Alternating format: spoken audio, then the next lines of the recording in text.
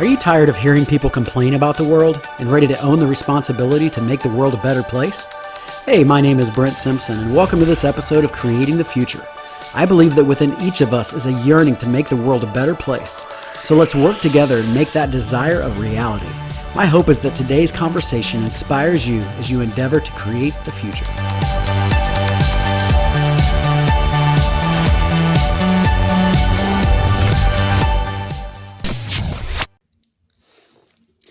Hey, what's up, guys? Welcome back to Creating the Future. I wanted to do something a little bit different with this episode and talk to you about something that I believe we're seeing played out right in front of our eyes right now. If you've been around for very long, at least in my world, we end up talking about our post-Christian nature inside of the United States of America. And right now we are very much in the midst of a post-Christian culture, and that has some uniquenesses to it. And so just wanted to talk about that for a second and hopefully help make sense of what we're seeing in the United States right now. If you're looking at it thinking, what in the world is going on? I think we can help shed some light on the philosophical approaches with our culture and what's happening in our culture right now. Starting with this idea. In the post-Christian society, politics becomes the new religion. So now that religion inside of our society is kind of being pushed to the side and ignored, and really part of post-Christianity is that it wants to get rid of all religion, or at least keep it in zoo-like places where you can go and see it, but it doesn't touch anything. It's like going to the animal at the zoo that you don't want it completely distinguished or extinguished, but you want to keep it away from everything else so that it doesn't affect anything else. And you can go see it, talk about it, put it in a museum, but you don't want to affect anything else. So as this happens, it creates a vacuum that gets filled with politics. Now, within this concept, we talk about post-Christianity. I've heard some people say it this way, that post-Christianity wants the kingdom without the king. So they want all the benefits of it. They want to get to this place of utopia, this heaven-like state, but they want to get there without the king. So we want the kingdom apart from the king. And without religion, there is no vehicle to drive us to this utopia. It's like, all right, how are we going to get there? How's it going to move us to this place? How are we going to be motivated to be better people? That vacuum that's now left by religion gets filled by politics and science and some things like that. Those are the things that we are told will drive us to this utopia now, even if it's not verbally being told this. These are the things that are coming to our minds and are ingrained inside of our culture. So at this point, we got to look to beyond Jesus to help us. We got to look beyond the church to help us. Now we need to look to Washington, D.C., and this is key, and I want you to hear this. This is what happens in these moments. Science becomes the Bible, government becomes the new church, and politicians are the new pastors. Let me say that again and help it make sense. Science becomes the Bible. The Bible for a long time was the standard of truth. It was the standard of what was true and what was not true. And now the Bible is being replaced and has become replaced really already by science within our culture. So now people don't really care what the Bible says. They don't really care if it's true or not, to be honest with most people. But if you were to state a scientific fact, that becomes the standard of truth. And that's what's happening. Science becomes the standard of truth, not the Bible. So science becomes the new Bible. And so people pull out science when they want to make an argument where they used to pull out the Bible. Sometimes that's not even always bad because we're not against science. We love science. But we're seeing the Bible being replaced by science. That's what I want us to see. At the same time, we're watching the government become the new church. We're watching the government become the place that you go find hope, encouragement, strength for the future, the place that's casting vision for where the future needs to go. And the government becomes the new church. Politicians become the new pastors. In fact, it's funny that just last night I was watching a politician as we're going through this election season, watching a politician who was giving a little speech. And I thought to myself, that sounds a whole lot like a sermon. And the guy looks a whole lot like a traditional pastor. And that's what happens. So the government becomes the church, but the politicians become the new pastors who are now sharing this truth and sharing what the government's saying. and becoming this vehicle to bring us to this utopia, at least in that post-Christian humanistic worldview. And so, Christianity and the Bible are supposed to bring hope, but now science and politics are going to bring hope in its place. And we're watching this temptation to we're watching this temptation to subtly turn from Jesus and the church, and the fact that Jesus and the church are the hope of the world, and now turn to a political person or a political season. So now we're in this temptation to subtly turn from Jesus and the church being the hope of the world to having a political person or a political system become the hope of the world. Now, I bet you anything, if we were to take a break right now, in fact, you could do this, you could pause it and ask this question: where do you see people putting their hope? You see it in politics right now more than ever. In fact, out of this, we see a whole new gospel story that emerges, right? We know the gospel story is that you are a sinner saved by Christ's sacrifice and his grace that now saves you and makes you a new person. But this new gospel story is that a person can rise from the ashes to become somebody, right? This new gospel story says, in fact, we see it in movies and things all the time, and it's a good story, but if we're not careful, it replaces the gospel story that says the person had nothing, and it's kind of like the Pursuit of Happiness movie with Will Smith. He had nothing, and he pulled himself up by his own strength and his bootstraps, and pulled himself up and gave a better future, and out of that became wealthy, or became a prominent person, or became somebody great because he worked himself through the story. And we're seeing that played out right now. And there's this new gospel story that's being told over and over and over through our media that says, this is what we want. This is the good news, that you can build yourself up and the government will create the conditions to allow that to happen. These politicians will create the right environment for you to be able to pull yourself up. And we're going to give you all the tools. And this new gospel story gets celebrated. And we're watching how this has changed over and over and over. In fact, I heard it said this way one time: if you look at the gospel story compared to what we're being sold, you see this transition happening all the time, where you need to break off these old ways and step into new ways. So if I were to give you a quick illustration, you could say it this way: that we've all seen this Lifetime movie where there's the girl, she's the high school sweetheart, she's married or engaged to the quarterback of the high school football team, and now they're in college and they're going to get married when college ends, and she's the sweet little girl that's never really done much wrong, and all of a sudden she goes on a trip to Europe and and she's doing the whole backpacking through Europe thing for 2 weeks, and while she's there, she meets this crazy European guy that rides a motorcycle, and he's wild and he's nuts, and while she's there, she falls in love with this guy and actually loses her virginity to this guy in Europe, and then when that 2 weeks is over, she leaves, and she's brokenhearted and she doesn't know what to do, but she leaves and comes back home. And when she comes back home, she acts like everything's normal, but it's not normal because she's not the same person anymore. And you've seen this Lifetime movie, right? And so now she gets to her wedding day, and it's on her wedding day, and her mom is in the bridal chamber with her, talking to her, and she admits to what all happened in Europe, and that even though she's supposed to do the right thing and marry this person, her heart is with this person in Europe now, and she loves this guy in Europe, and she's stuck at this crossroads of, do I do the right thing, the path that seems to be the right thing, or do I follow my heart and chase after my dreams? And she finds herself in this place, and maybe she's in the bridal chamber, and the mom says something along the lines of listen, sweetheart, when I married your dad, there was this other guy, and I always wished I'd followed my heart to chase him, and I didn't. And so she leaves her high school boyfriend at the altar and runs instead to this guy in Europe that's wild and crazy. Now you've seen that Lifetime movie, and it becomes a different gospel story, that this story actually tells us to break the rules, not follow the rules. This story actually tells us that the more freedom we have, that we should follow our hearts, and the more freedom we have, everything will be great. And if we do that, we'll ride off into the sunset. Now, that is a new story that's being told, it's a new story of our cultural systems that's radically different than the crucify the flesh story of the gospel. It's radically different than that I'm going to deny myself and take up my cross and follow Christ. But that is the story that we're seeing. That is the shift that we're seeing in our culture right now. And there's also part of this shift that I don't think a lot of us were ready for. And that is, post-Christianity now has its own view of morality, which is what we're seeing in that story I just told you.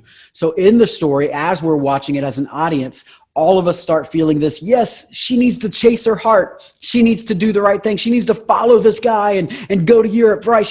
And all of us end up on this side. And it's interesting now that becomes a new morality of chasing your heart and doing what you want to do, having this extreme version of freedom, assuming it has no consequences. And actually, if you were to be the one that says, no, she should stay with her boyfriend that she had forever, that she went to college with, that she had planned to marry, if you were the one that said she should do that, now you would be wrong. You would be evil. You would be the bad person in this story.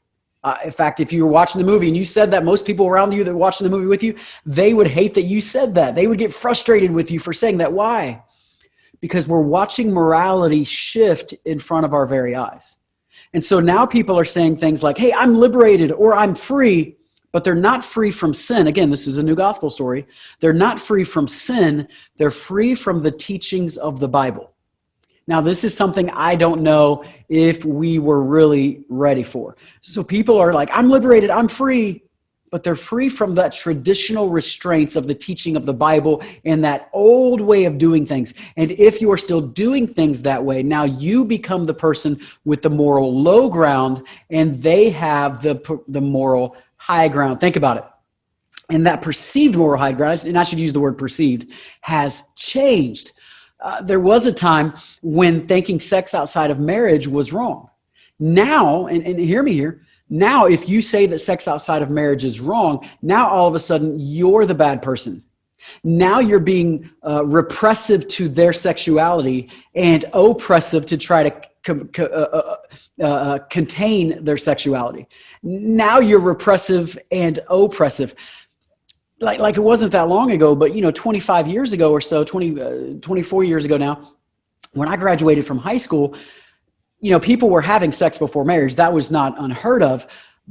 But the idea that somebody wasn't having sex before marriage, you looked at them with a sense of moral high ground that you said, yes, they are more moral than I am if they're not having sex before marriage. I'm still going to do my own thing, but yes, they are more moral. But watch what's happening in our society today. Now it has flipped upside down to now if the poor person is being more if they're not having sex before marriage and those kind of things, now they're being repressive to contain their own sexuality and oppressive if they're telling somebody else to do that. So now the person who is sleeping around is more moral than the person who is being celibate. And we're watching this happen all the time, right? If you were to say, I don't drink, right? That's always a thing and has been for a long time.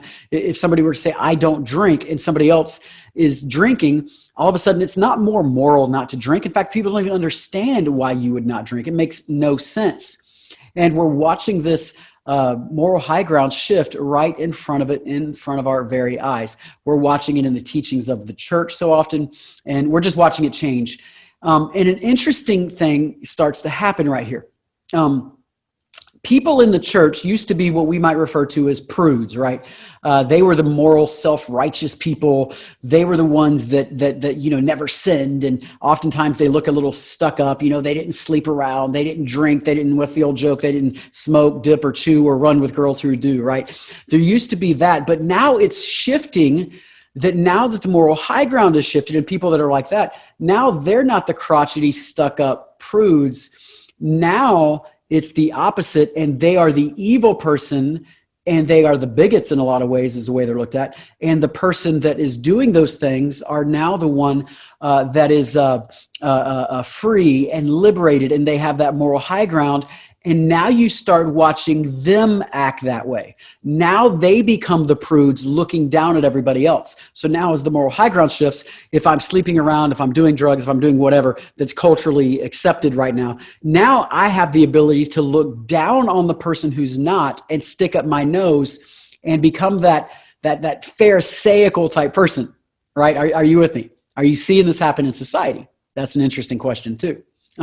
So religion has this tendency to make people dogmatic and angry and ready to fight, right? I don't think you have to look very far to see that. Islam, Jewish people, traditional Christianity, you see it in church fights.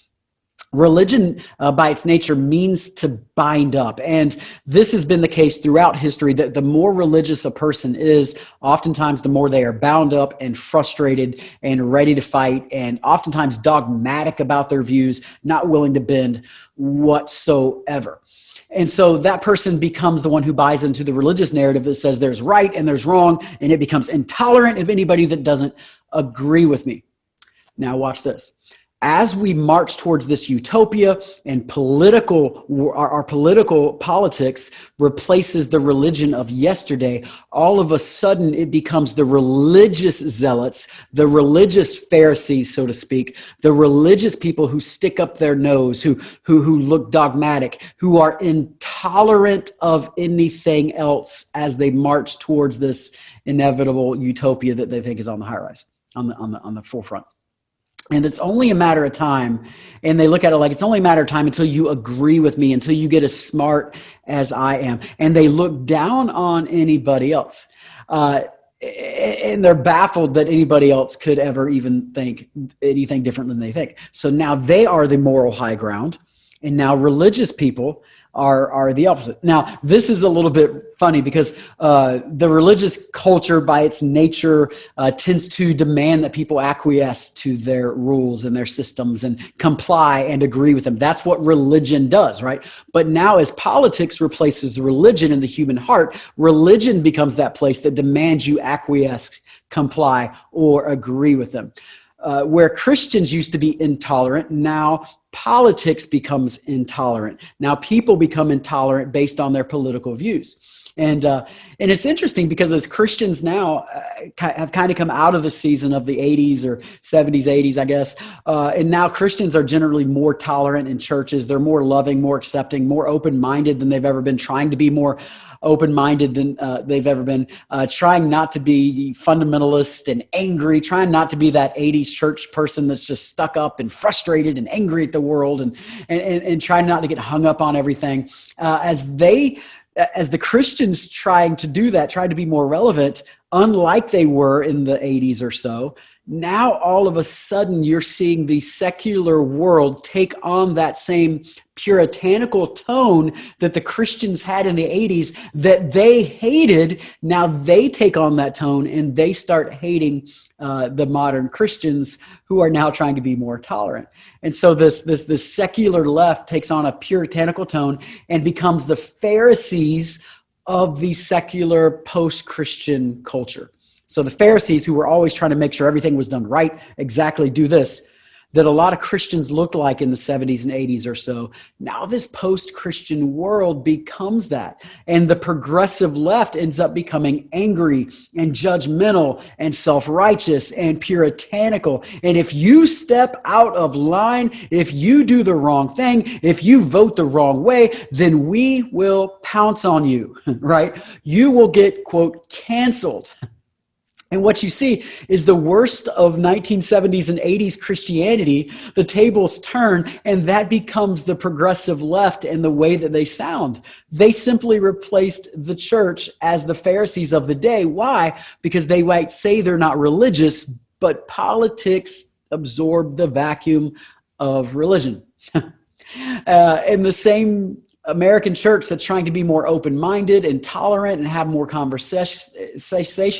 At the same time, the secularists have become more angry, and they've become that angry church lady, right? If you watch The Office, Angela from The Office and the way she's portrayed, they've become that angry church lady that's not willing to talk and wants to fight. And we're watching this play out in front of us right now. Now, and I get ready to wrap up with this. If we've seen anything from the 60s and 70s and 80s and the Orthodox people amidst the radicals, the free-thinking hippies that wanted to break that culture, is that when you limit free speech, when you limit people's freedom, there's usually a reaction to it. And people don't like that. In fact, I believe we're seeing that in front of us right now with our politically correct culture. Generally speaking, most people don't like this politically correct stuff that's going on, and the fact that the moral high ground shifts and you have to do this, and it backfires so often. And so I'm looking for a new Jesus movement of the 70s, the 60s, the Jesus movement that created a unique culture. I believe there will be a backlash within the culture that happens in front of us now.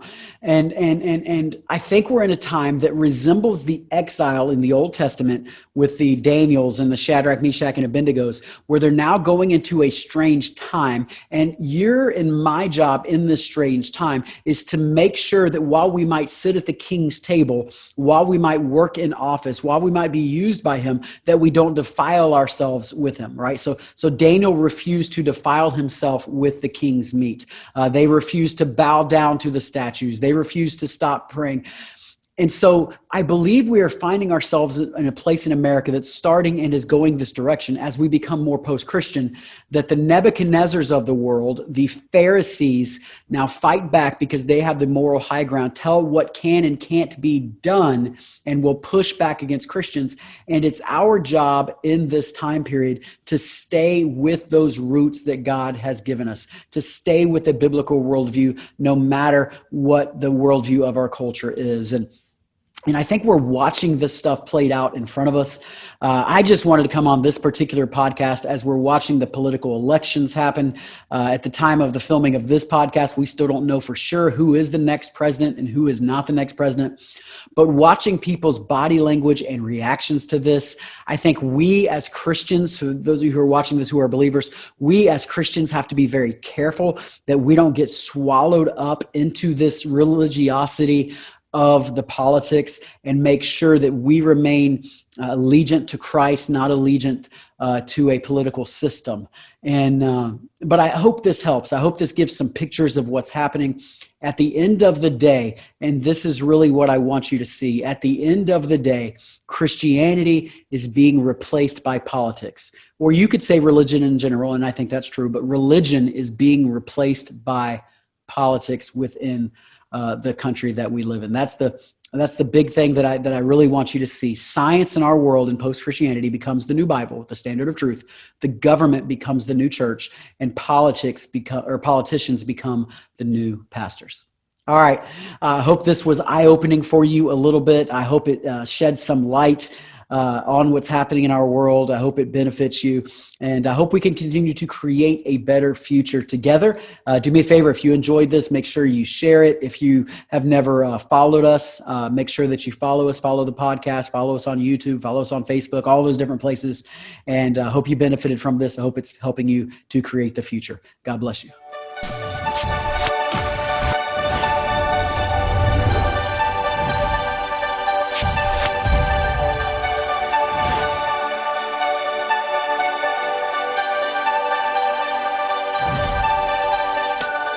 I hope you enjoyed this conversation today, and I especially hope it added value to you.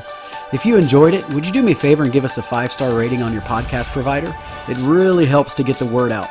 And of course, if you share this content with your friends, that would be great too. And until next time, I hope you continue creating a better future. I look forward to being with you again soon.